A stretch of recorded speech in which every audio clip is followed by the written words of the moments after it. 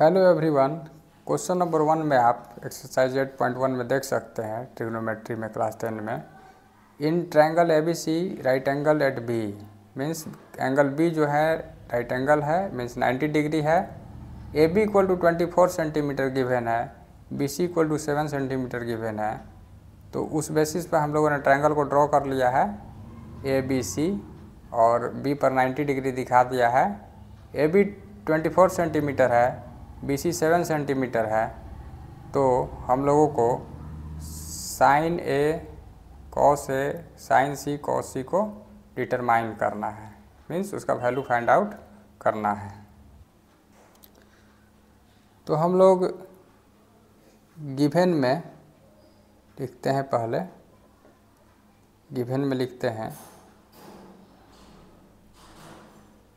इन triangle ABC और ये triangle right angle है तो उस पर R लिख सकते हैं हम लोग कि AB equal to 24 centimetre, BC equal to 7 centimetre.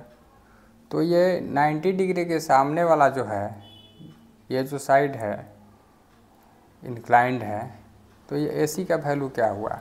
तो AC को हम लोग हाइपोटेनस लेंगे, ऑलवेज 90 डिग्री के सामने है तो हाइपोटेनस है ऑलवेज, या पर्टिकुलर केस में जो भी हम लोग लेते हैं।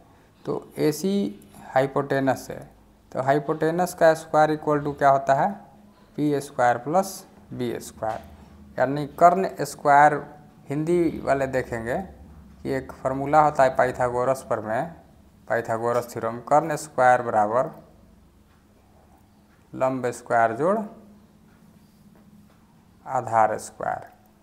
तो लंब स्क्वायर जोड़ आधार स्क्वायर होता है।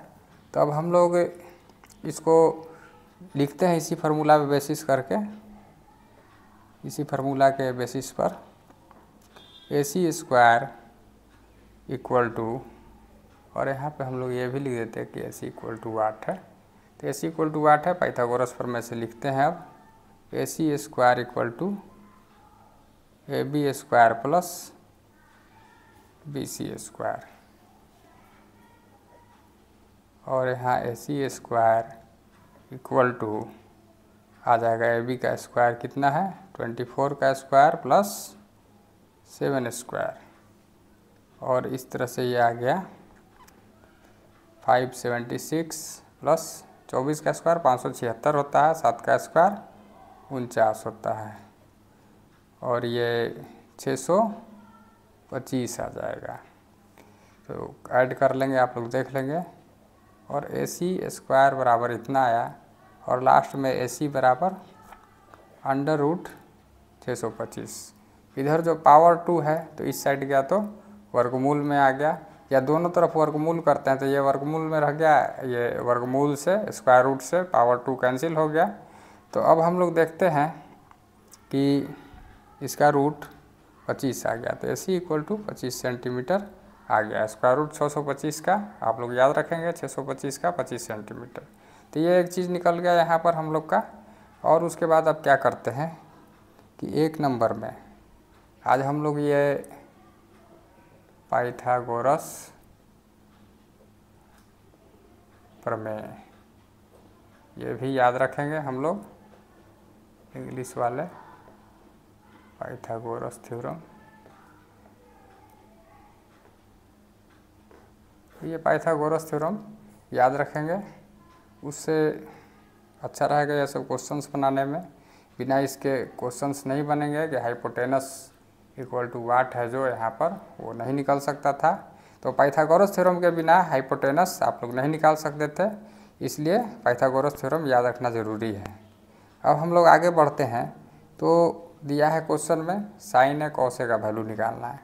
तो साइन A बराबर क्या होगा, तो साइन A के सामने जो साइड है वो अब लंब का काम करेगा ना, परपेंडिकुलर का काम करेगा। तो साइन A के सामने जो लंबा खड़ा है वो BC है, एंगल A के सामने जो साइड होगा वही परपेंडिकुलर हो जाएगा। जिस एंगल के लिए भी साइन रेशियो निकालना है, या कोई जिस एंगल के लिए ट्रिग्नोमेट्रिक रेशियो निकालना है, त्रिकोणमितीय अनुपात, वो एंगल के सामने वाला जो साइड है वो लंब हो जाएगा, परपेंडिकुलर हो जाएगा, इसलिए BC अभी परपेंडिकुलर हो गया। लंब साइन ए बराबर होता है लंब बाई कर्ण, तो कर्ण हो जाएगा AC 90 डिग्री के सामने वाला। तो ये हम लोग का लंब बाई कर्ण है, यानी P/H है। तो ये कितना वैल्यू आ गया हम लोगों का? BC का वैल्यू है 7 सेंटीमीटर और बाई AC का वैल्यू है 25 सेंटीमीटर। सेंटीमीटर सेंटीमीटर कैंसिल हो जाता है और इसका कोई यूनिट नहीं होता, डायमेंशन नहीं होता है। 7/25 ये जो है प्योर रेशियो है। तो प्योर नंबर आता है साइन ए कॉस ए, वो एक कांस्टेंट वैल्यू प्रोवाइड करता है हम लोगों को, स्थिरांक देता है, न्यूमेरिकल वैल्यू। इसका कोई मात्रक नहीं होता है। देख सकते हैं कि मात्रक कट जाता है, तो फिजिक्स में भी आएगा 11वीं क्लास में, सब ध्यान दिया जाता है। फिर है कॉस ए। तो ए के लिए, एंगल ए के लिए जो लंब का काम कर रहा है वो BC है। तो ए के लिए बेस का काम कौन करेगा? AB। और H तो हमेशा हाइपोटेनस, तो इस केस में AC ही रहेगा, हाइपोटेनस यानी कर्ण।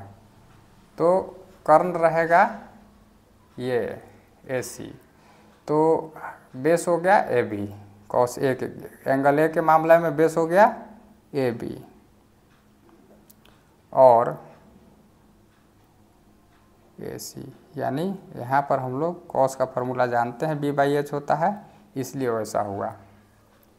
जिस एंगल का वैल्यू निकालना है उस एंगल के सामने वाला परपेंडिकुलर हो जाता है और जो बचा हुआ साइड है वही बेस हो जाता है। एंगल है जिस पर सिचुएटेड है वही बेस हो गया, एंगल ए के सामने वाला जो है वो परपेंडिकुलर हो गया।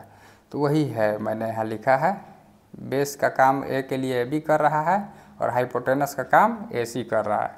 तो AB का वैल्यू रखते हैं हम लोग यहाँ पर, हिंदी वाले जानेंगे, आधार बाई कर्ण।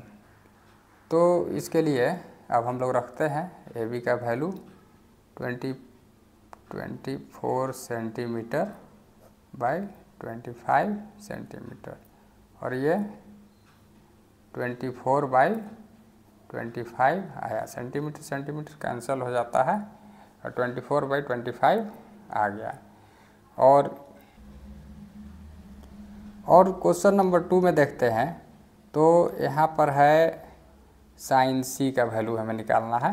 क्वेश्चन नंबर 2 में साइन C का वैल्यू निकालना है, तो उसके लिए हम लोग लिखते हैं साइन C। अब एंगल C के लिए जो लंब का काम है वो AB करेगा, तो साइन C के लिए परपेंडिकुलर जो है AB हो गया, यानी P/H लिखते हैं। तो AB/AC, और H का काम यानी कर्ण का काम जो है 90 डिग्री के सामने वाला जो है वो H होता है, इसलिए H का वैल्यू AC लिख दिए।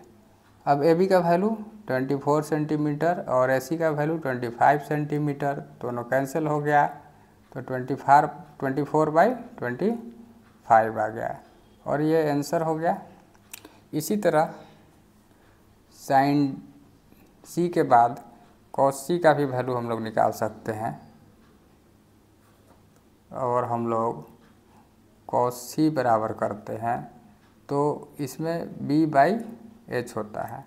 तो B/H करते हैं कॉस C का वैल्यू, तो B/H होता है।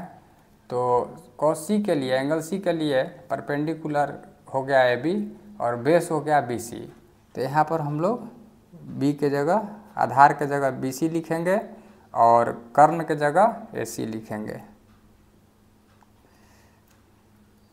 तो बेस बाई हाइपोटेनस हो गया, हाइपोटेनस हमेशा 90 डिग्री के सामने वाला, और BC का वैल्यू हम लोग देखते हैं कि 7 सेंटीमीटर है, 7 centimetre by 25 centimetre. Centimetre centimetre cancel out हो गया और 7/25 ये आंसर आ गया।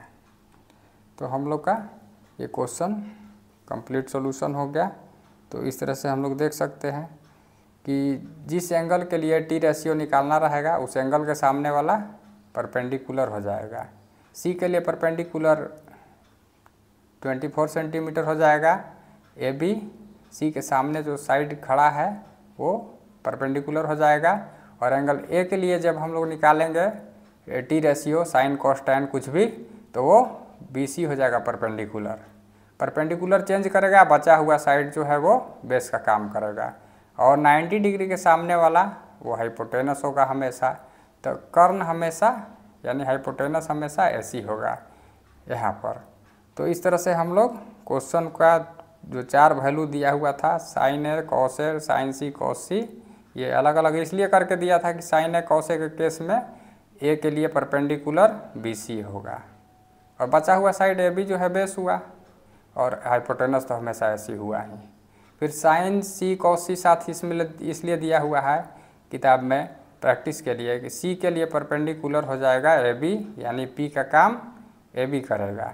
तो यहाँ पर इसलिए मैंने पी और बी नहीं लिखा क्योंकि वो दोनों चेंज हो रहा है, बार बार चेंज हो रहा है। हाइपोटेनस जो है सेम बना रहा है, कर्ण ऐसी हाइपोटेनस ऐसी है, इसलिए 90 डिग्री के सामने वाला है हाइपोटेनस, वो स्थिर रहेगा अपने जगह पर अपने वैल्यू के लिए।